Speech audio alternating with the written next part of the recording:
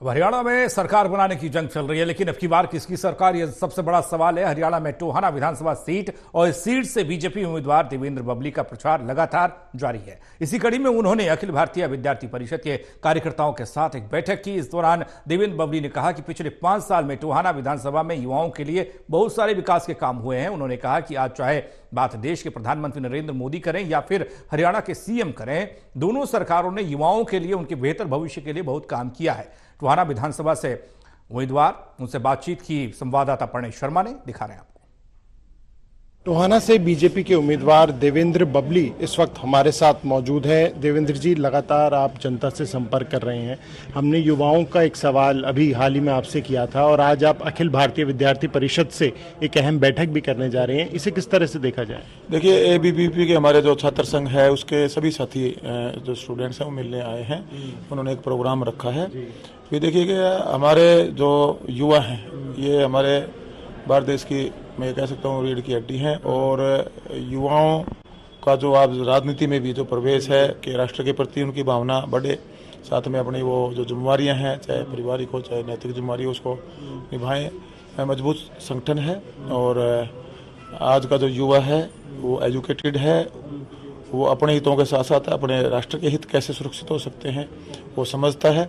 और आज जो हमारे यशस्वी प्रधानमंत्री नरेंद्र मोदी जी हैं, उनकी जो देश के प्रति एक समर्पण भावना से जो उन्होंने पूरा समय देकर देश को आगे बढ़ाया है, देश का सम्मान पूरे विश्व में बढ़ाया है, तो आज उनके साथ मीटिंग है और सब मिलकर जो चुनाव है उसमें प्रचार में उतरेंगे। यूँ तो हर विधानसभा में युवाओं की भूमिका अहम होती है और टोहाना हल्का भी उससे छूता नहीं है। आप खुद एक युवा हैं, तो क्या इस वजह से भी युवा ज़्यादा आपसे कनेक्टेड महसूस कर पाते हैं?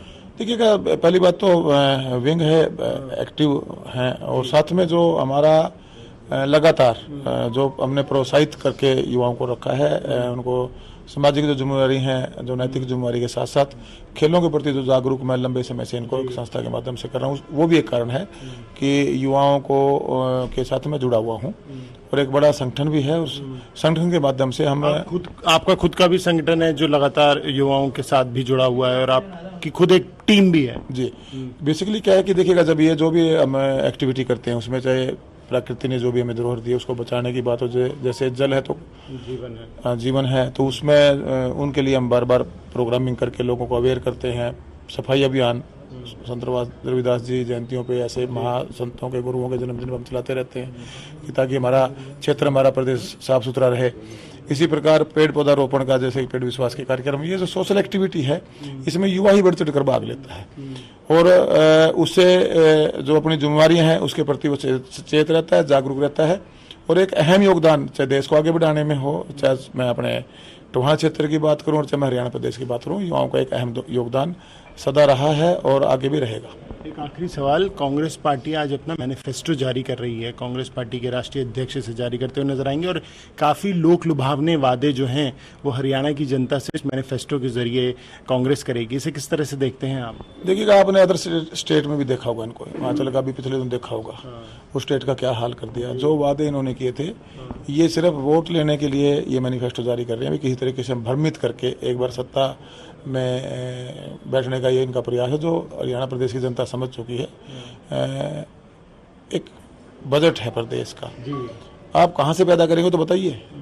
तो इस तरह की जो ये मैनिफेस्टो जिसमें लोगों को ये प्रलोभन दे रहे हैं, जो मुझे लगता नहीं आज का जो युवा पढ़ा लिखा है, आज का समाज पढ़ा लिखा है, छत्तीस बिरादरी इस बात को समझती है कि जो पॉसिबल काम नहीं है उनको ये लिख के अब जनता को भ्रमित नहीं कर सकते, मुझे ऐसा लग रहा है। क्या आपका आशय ये है कि हिमाचल में जिस तरह के वादे किए थे और अब सरकार नहीं पूरे कर पा रही है, ठीक ऐसा ही कुछ हरियाणा में भी कांग्रेस करने जा रही है? देखिए, मैनिफेस्टो आएगा, अब लोग समझदार हैं, उसको पढ़ते ही समझ जाएंगे कि ये हवाई है या ये कुछ जो लिख रहे हैं वो कहीं आने वाले समय में पूरे होने वाले वादे हैं या नहीं है। और ये सिर्फ भ्रमित करके, गुमराह करके और लोगों को बांट कर जात पात पर वोट लेना चाहते हैं। लेकिन जो भारतीय जनता पार्टी ने पिछले 10 साल में हरियाणा प्रदेश को आगे बढ़ाया है, जो अंतिम छोरे बैठे परिवार तक जो सरकारी सुविधाओं का लाभ पहुंचा है, जो 5-5 लाख का इलाज मुफ्त हुआ है, सर पर छत आई है, राशन देने की बात है, और जो बिना खर्ची बिना पर्ची के जो नौकरियां हैं पहले, तो ये जो कांग्रेस के जो लीडर थे इन्हीं के सभी सगी संबंधी लग रहे हैं। आप उठा लो उनके 10 साल का रिकॉर्ड,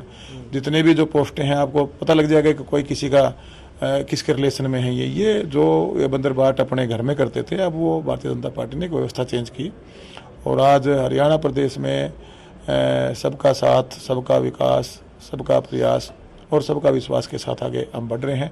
और मैं विश्वास के साथ कह सकता हूं कि टोहाना भी हमने आगे बढ़ाया है जनता के आशीर्वाद से, और हरियाणा प्रदेश भी आगे बढ़ा है। तो आने वाले समय भारतीय जनता पार्टी की सरकार स्पष्ट बहुमत से बनेगी और टोहाना से भी कमल खिलेगा जनता के आशीर्वाद से। शुक्रिया। कैमरा पर्सन मुकेश के साथ प्रणय शर्मा, टोल टीवी, टोहाना।